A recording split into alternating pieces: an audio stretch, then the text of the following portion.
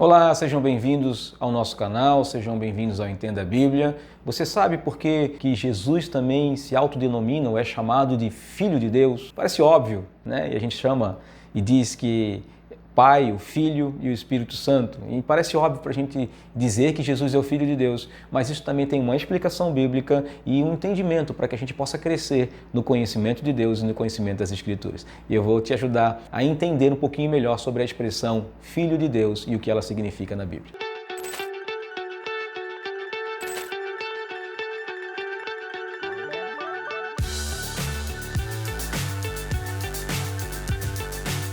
Em primeiro lugar, a ideia ou a expressão Filho de Deus significa indicar a plenitude divina de Jesus, ou seja, que ele é gerado por Deus, ou seja, que ele é um com Deus, ou seja, que ele é o próprio Deus e principalmente que ele é semelhante a Deus, diferentemente da ideia de filho do homem, que ele é semelhante a Adão, ou seja, ele é semelhante a Deus da mesma forma que Adão era semelhante ou da mesma forma que nós seremos com os corpos glorificados na glória. Mas ele é semelhante a Deus na ideia dos atributos divinos de Deus, ou seja, ele é onisciente, onipresente, ele é onipotente, ele é espírito, ele é amor, é justiça, ele é paz, ou seja, de todos os atributos que Deus tem e que não foram todos eles transferidos ao ser humano, mas são exclusivos da pessoa de Deus, e isso faz de Jesus como Filho de Deus também semelhante a Deus, conforme a pessoa de Deus, ou seja, ele é o próprio Deus.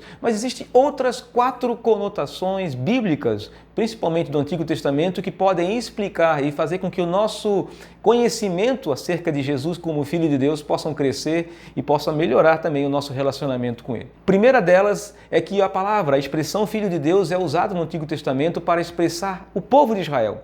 Ele chama o povo de Israel de meus filhos, ou seja, filhos de Deus. Ou seja, quando Jesus chama esse título para si, quando ele carrega esse título para ti, aquele título que fora de Israel no Antigo Testamento, ele está dizendo, eu carrego comigo as promessas, ou o cumprimento de todas as promessas que foram feitas aos patriarcas, a Abraão, Isaac e Jacó. Então elas estão em mim, eu sou o complemento, eu sou aquele que haveria de vir e aquele que é o Filho de Deus que representa vocês, ou seja, eu sou o cabeça do povo, eu sou o líder de vocês, eu sou o príncipe esperado, eu sou o Messias, eu sou o ungido, eu sou o Cristo, eu sou tudo isso, eu sou o rei de vocês, eu sou aquele que veio, aquele que vocês esperavam, eu sou aquele que carrega as promessas de Deus para Abraão. O segundo ponto, quando Deus está falando com Davi no Antigo Testamento, principalmente lá no livro de Salmos, ele está dizendo para Davi, você é meu filho, e eu trarei para você um filho, ou seja, o seu reino será eterno. Então Jesus está chamando para si a ideia dele ser o Messias, o filho de Davi, aquele que fora prometido a Davi e aquele que vai manter o reino eterno de Deus prometido a Davi.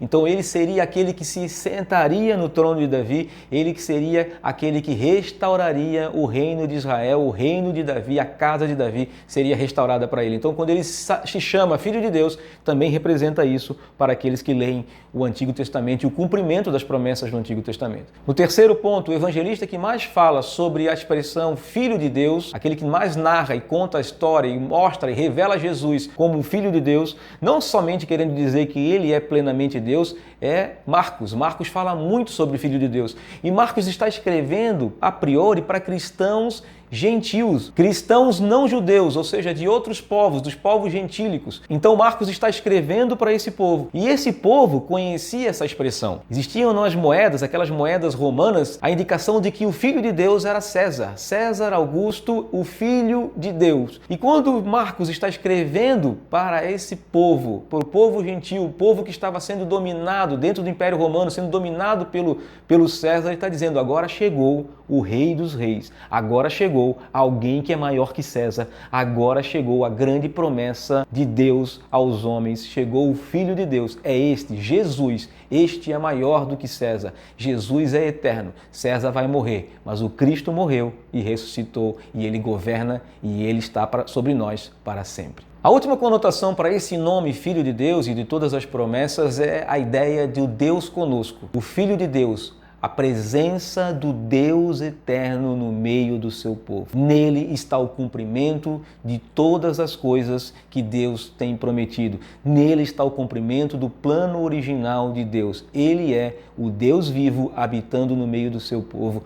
Ele habitará eternamente na plenitude, mas para aqueles que creem, tem a presença de Deus todos os dias até o último dia. Eu e você que cremos em Jesus, esse Filho de Deus, com essa promessa nós temos a conotação, a ideia de que Jesus é o Deus presente na nossa história. Ele se faz presente em cada um de nós. Esse é o Filho de Deus. Então essas são as ideias, essa é a ideia da expressão Filho de Deus. Então tu representa tudo isso. Ele é plenamente Deus, mas representa todas essas coisas. Jesus é o cumprimento da promessa feita a Abraão. Jesus é o cumprimento da promessa feita a Davi. Jesus é aquele que é maior do que qualquer rei deste mundo.